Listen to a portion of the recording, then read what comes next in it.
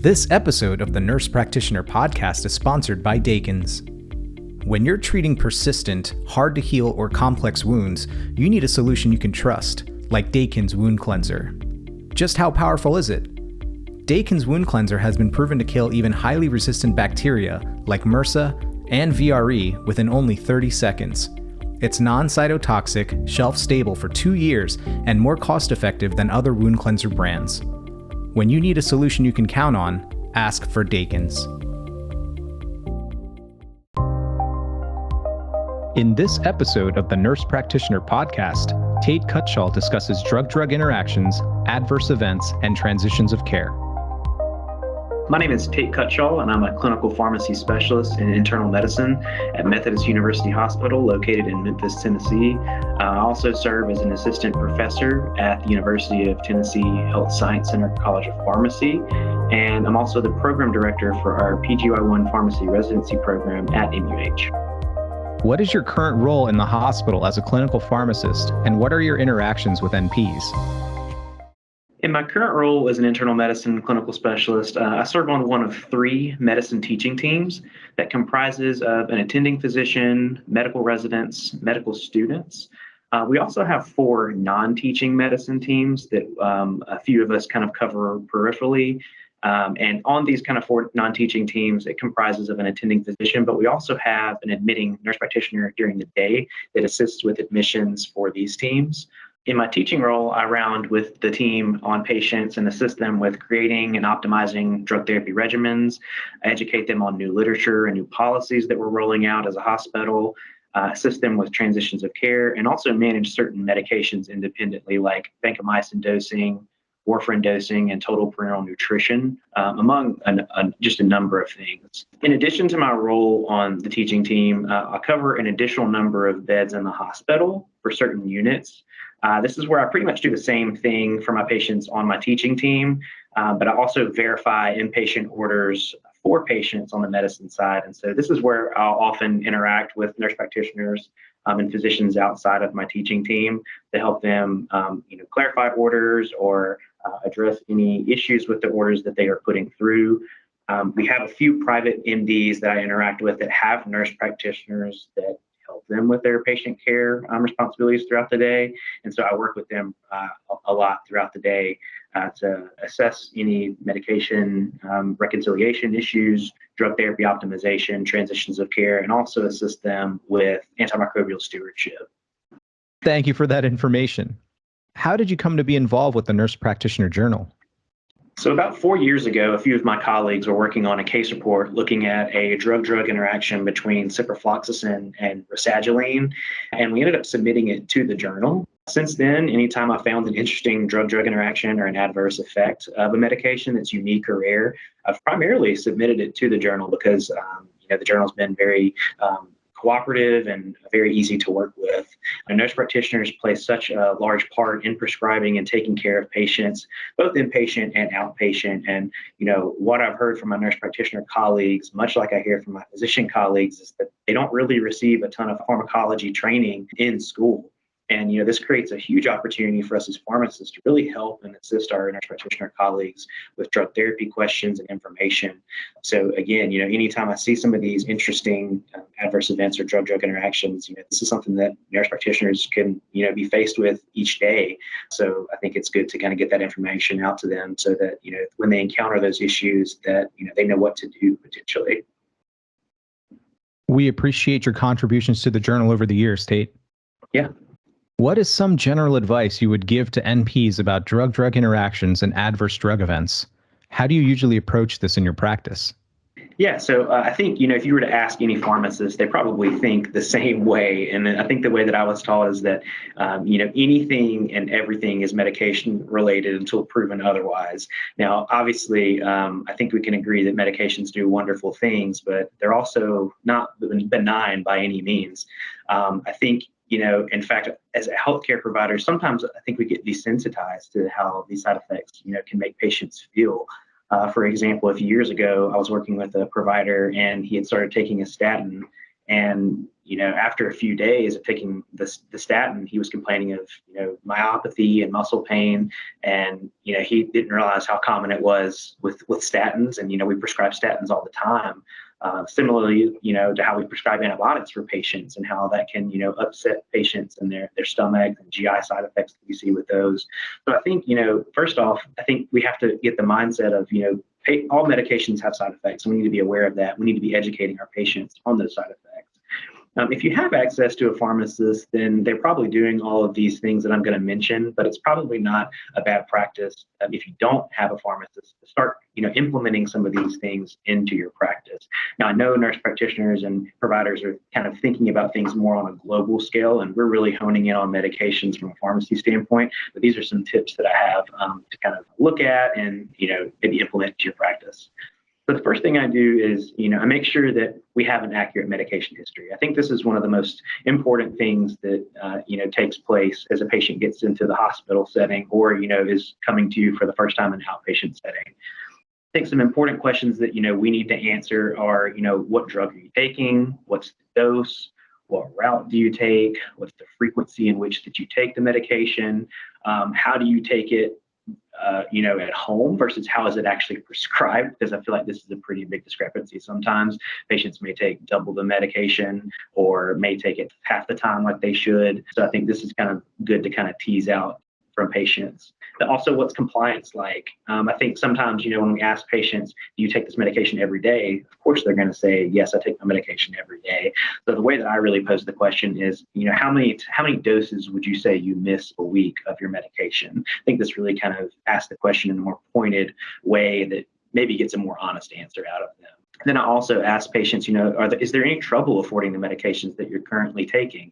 Because although it pops up on a medication list, or they may say that they are taking it, they may have issues prescribing it. I've talked to a number of patients that intentionally space out their medications so that they can make it last. And so, again, that's where we can maybe intervene and find more affordable solutions for these medications.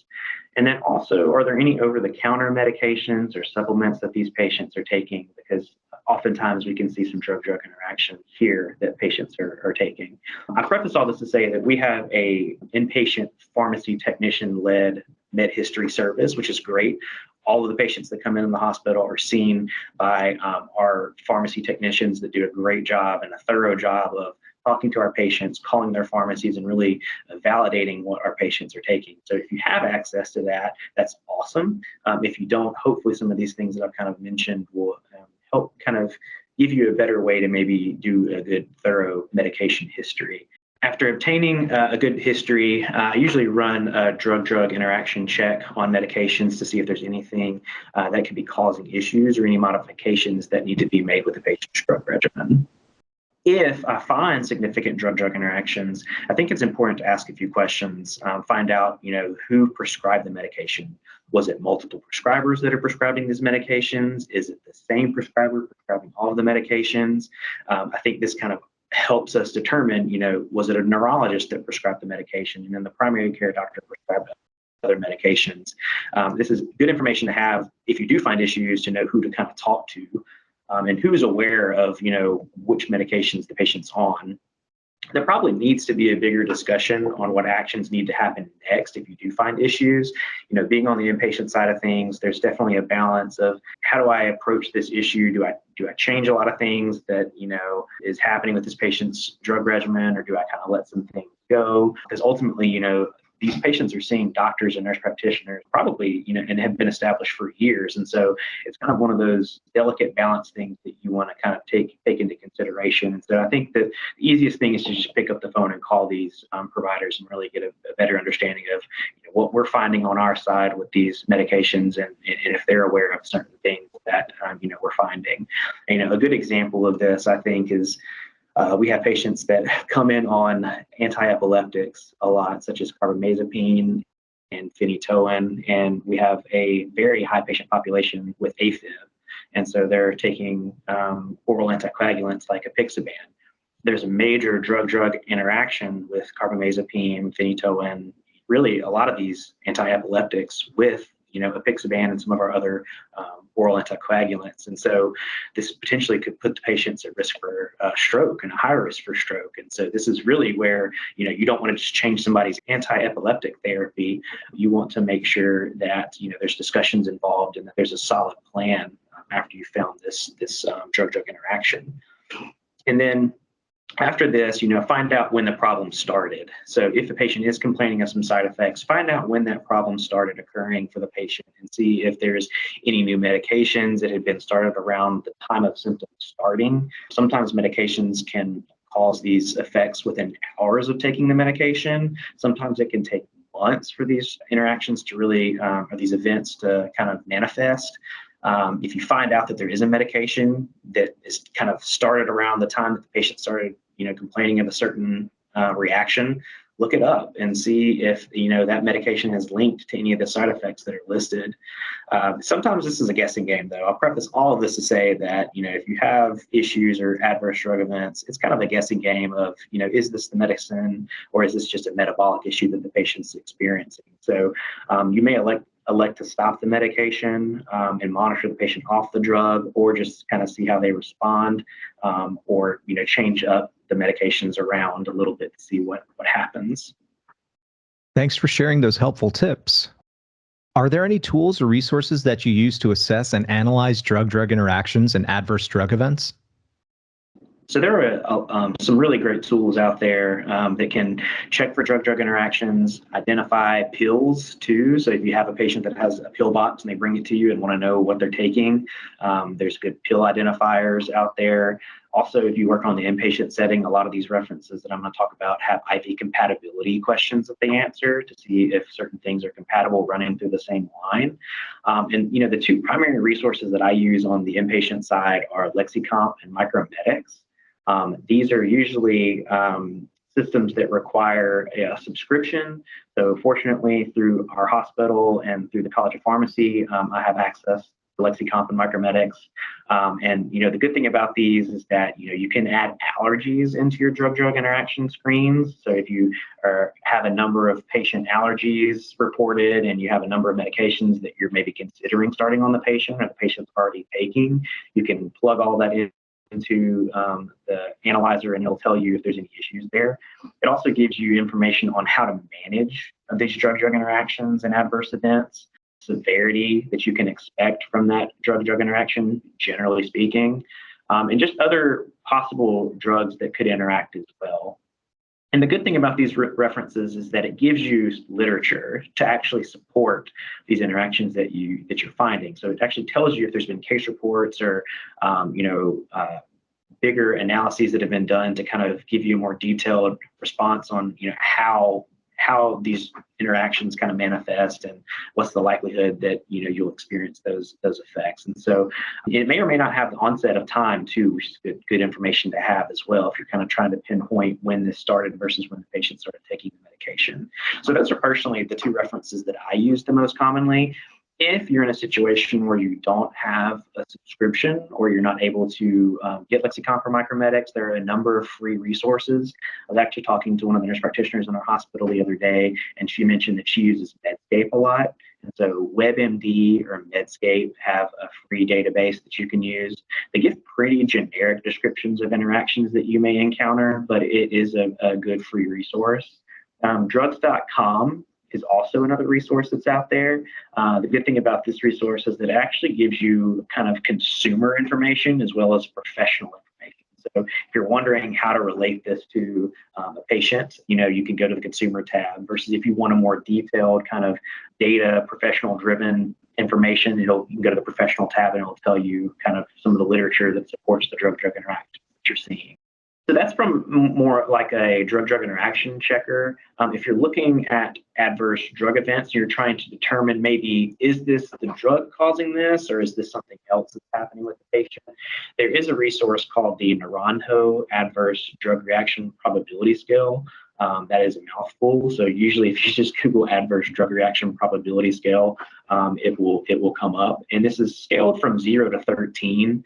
There's a number of questions that this adverse drug reaction scale kind of asks you. So it's a good prompt to kind of use to ask your questions to the patients. And based off of how they answer those questions, it gives you points for each question. And so obviously the higher the number, the more likely that it is the drug causing the issue. So that's a good resource to use as well. Again, I preface all this to say that general diagnostics still need to be done. From a pharmacy standpoint, we're always focusing on medications. So, but this is something good, again, to, I think of and maybe, use some of these resources in your practice to better maybe solve some of these medication mysteries that you may be encountering in your practice. We appreciate you sharing those resources. You mentioned that you assist NPs with transitions of care. Could you elaborate on how you assist with this from an inpatient perspective?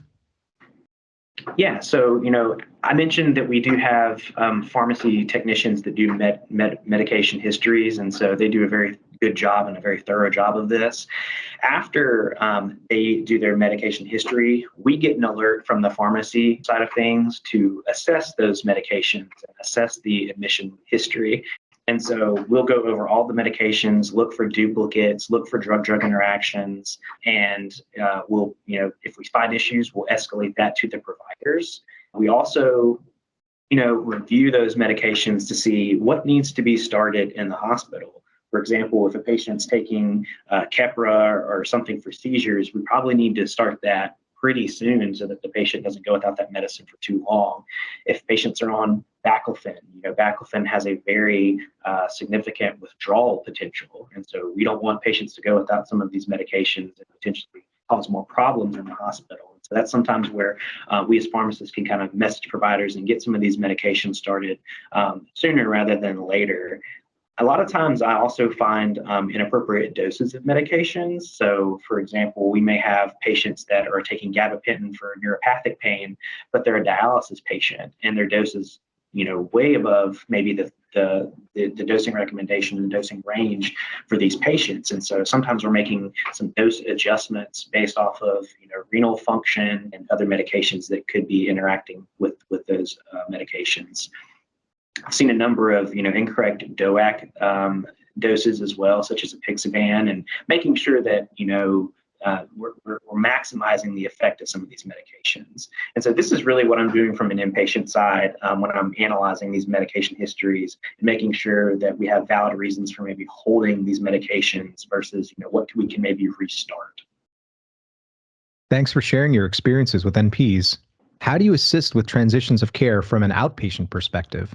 So we have a very thorough transitions of care service at our institution. Back in 2018, we actually started a pharmacy resident-driven transitions of care service. And so based off of the great data that we saw within our institution with 30-day readmissions and how we were, optimizing medication therapy regimens at discharge, we actually got a funded position for a pharmacist to be our transitions of care pharmacist. And one of my colleagues is now our transitions of care pharmacist. And now we have a pharmacist that works full-time in transitions of care.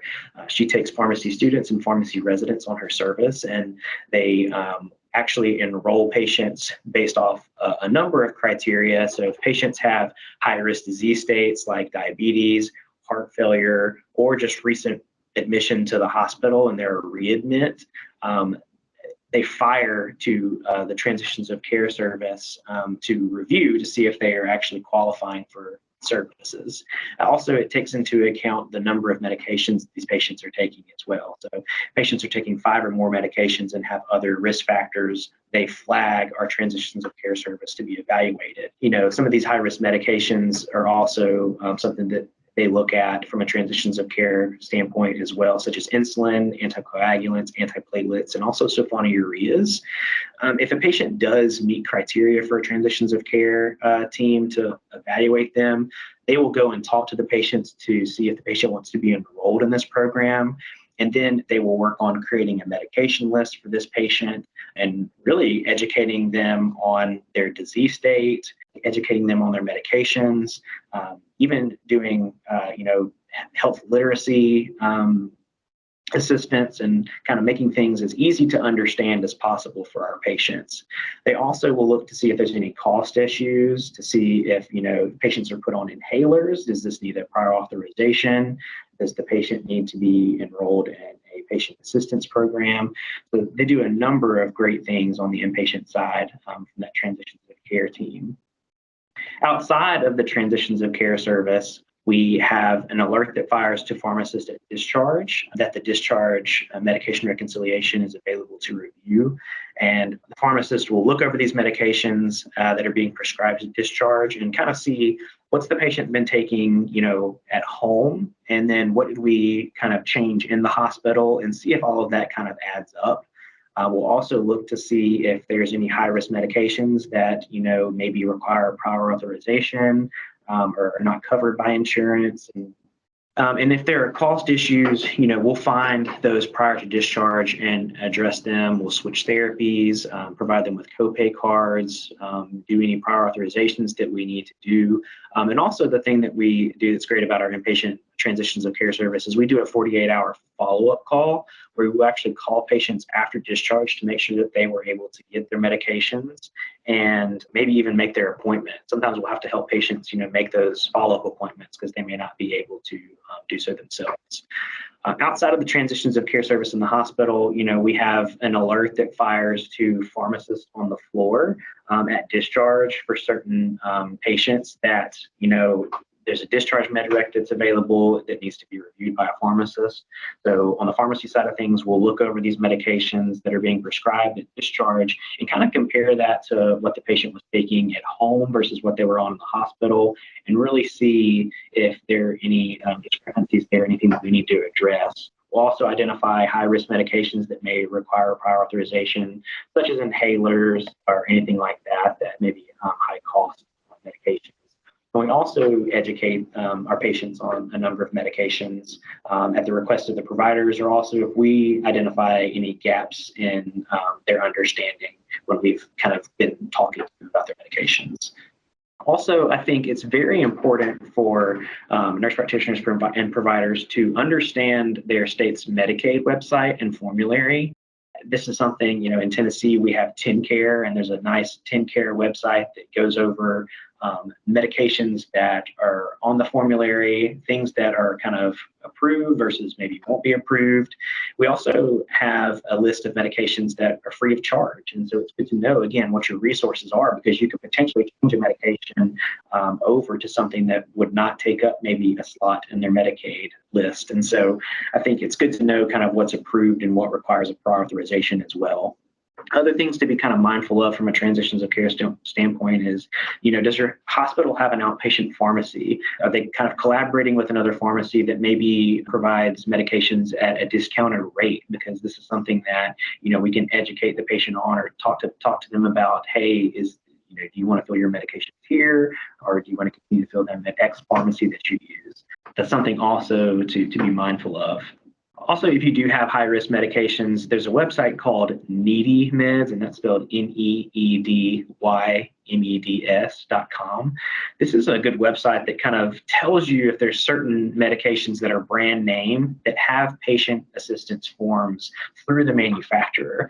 And so a good example of this is, some of our high-cost anti-epileptics that we prescribe for patients that have seizures. We'll sometimes look and see, is there patient's assistance out there for this patient, so that they can, get sponsored by the manufacturer. So that's a good resource for providers to have as well. And then GoodRx is also a good resource. Obviously, you probably see the commercials on television, but this is a good resource to kind of plug in the medication and see what the surrounding pharmacies are and what their kind of cash price is for certain medications. And they also will have coupons that kind of go along with their insurance to kind of knock down a copay. And so this is important to know that if they have commercial insurance versus if they have Medicare, because that may depend on if the copay card is accepted or not. It's also important to know if you have a free 30-day supply cards laying around in a pharmacy, or if you have access to those. But if you are going to use maybe a free 30-day supply, be mindful that they are going to need a long-term solution. It's kind of more of a Band-Aid. And we need to maybe address, is this the right medication for this patient if they're not able to fill it? Because samples and free 30-day cards can only go so far. I think also understanding test claims. And so something that is great about our pharmacy and hospital is that we will oftentimes run test claims through our pharmacy if we get a medication that we're unsure if it's going to be covered or not, or what the copay is going to be. We'll prescribe the medication down to the pharmacy. They'll run it through the insurance and see what the copay is. That way, at discharge, we can have those discussions of here's what your copay is going to be. Do you think you'll be able to afford this? Do we need to search for maybe affordable options? So another good resource to look and see if you have access to is meds to beds. This is becoming way more popular in the inpatient setting. And so if you're unfamiliar with what meds to beds is, it's essentially a service where our providers will prescribe medications to our outpatient pharmacy. Our outpatient pharmacy will fill those medications and will actually deliver those to the bedside and educate the patients on those medications. And they will have those medications in hand prior to them discharging from the hospital. So this assures that, we won't send a prescription to X pharmacy and they may or may not go fill it. We are sending them out with the medications. And so we also mail drugs as well. So we can actually mail medications to patients if they have maybe transportation issues. So again, meds to beds is another good resource. If you have it in your institution, utilize it because it's a great resource. If you don't, look and see, is there something that can be done to maybe start a program if you collaborate with a pharmacy, because this is, like I said, a great resource to ensure patients get the medications and maybe even address any issues such as copays and things, up front. If you don't have access to an outpatient pharmacy in the hospital, I think asking about, where they fill their meds and finding out which pharmacy to send those medications to. Some hospitals and outpatient clinics maybe have access to an external prescription database system to where you can see where they fill and how often they fill. So those are good things to be mindful of. Heart failure patients are a very high-risk patient population when it comes to readmission to the hospital. What are some things that can be done to help decrease readmission for these patients? Yeah, and this is definitely a high-risk patient population, and we see a ton of readmissions for heart failure patients, every day. Our list on my inpatient services is flooded with these patients. And so I think the first thing to kind of help with, readmissions is understanding what their lifestyle is. What is their diet like? What is their fluid intake like? Because I feel like, we have these medications, we have great medications that have come to the market in just the past few years. But if we don't educate our patients on lifestyle modifications first and foremost, then we're just going to be getting really nowhere with the medications that we're adding on. So making sure that our patients are monitoring their salt intake, making sure that they are limiting their fluid intake as well. So I think understanding kind of just a basic educational lifestyle modifications is the first and foremost thing that needs to be done. Outside of that, we need to make sure that patients are on the right medications. So, I think in the past few years, we've seen a number of new medications kind of gain steam. And I think, for example, our SGLT2 inhibitors that were primarily used in diabetes, but now we're seeing them used a lot more in heart failure patients. And there's actually great data to support their use in reducing heart failure readmissions and even cardiovascular mortality, depending on the type of heart failure that they have. And so I think, there's been a ton more use with these SGLT2 inhibitors. Oftentimes these medications are expensive though. And so this is kind of where I'll tie it back into things that I've mentioned earlier in the podcast, like understanding your state's Medicare formulary or their Medicare formulary, determining if the patients need a prior authorization for these medications, if they were going to start, an SGLT2 inhibitor. I think this is some good information that, you can kind of address on the front end. I know our cardiology department here at NUH loves putting patients on SGLT2 inhibitors. And so we're oftentimes trying to find out, is it going to be affordable for this patient or not? Because again, like I said, medications are great, but if you can't afford them, then you're not going to be able to take them and you're not going to get that benefit. And so understanding any barriers that there are, and if there's things that we can do to maybe overcome those barriers is something that we need to address, before we really prescribe these medications and expect our patients to take them. Other medications like Entresto, we're seeing lots of Entresto use now as well. So Entresto is the combined angiotensin receptor blocker with the neprilysin inhibitor that is kind of gaining a lot of steam in heart failure treatment and has, gotten great benefit in heart failure with readmissions and mortality. So a lot of our patients are being switched to Entresto. So again, like I said, with the SGLT2 inhibitors, understanding what's cost going to look like. Is the patient going to be able to afford this? The other thing with Entresto is it does lower blood pressure more than our ACE inhibitors and our ARBs that we use. And so is the patient going to even be able to tolerate this from a blood pressure standpoint? Those are questions to kind of be asking as you're prescribing these medications. And then I think also that's important is, do these patients have follow-up? Do they have a primary care provider that's established? Is somebody going to follow these medications that we're prescribing? And the other important part is that, we have primary care follow-up. And so do these patients have somebody that is going to follow up on these medications, that's going to titrate these medications? Because, as you know, with heart failure, we have to get to certain goal doses to see the benefits that we're expecting from the medications. And so there has to be that follow-up piece. And I think that's probably the most important piece, is that we get these patients in clinic, that we have somebody monitoring their medication therapy, as well as kind of monitoring some of those lifestyle modifications that I mentioned earlier as well. Thanks for taking the time to chat with us today, Tate. It's my pleasure. Thank you guys so much for having me on. And thanks to all of you for listening today. We'll see you next month for our next episode of the Nurse Practitioner Podcast. For more great content from the Nurse Practitioner, be sure to visit us online at tnpj.com for the latest NCPD articles, columns, updates, and much more.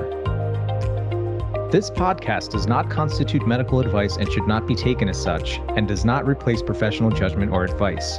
The ideas and viewpoints expressed in this podcast do not reflect the official position of the speakers, authors, affiliated organizations, the Nurse Practitioner Journal, or Walters Kluwer. Please note that the hosts of the Nurse Practitioner Podcast are not clinicians. However, we created the Nurse Practitioner Podcast to bring you relevant clinical information by NPs for NPs. Thanks for listening.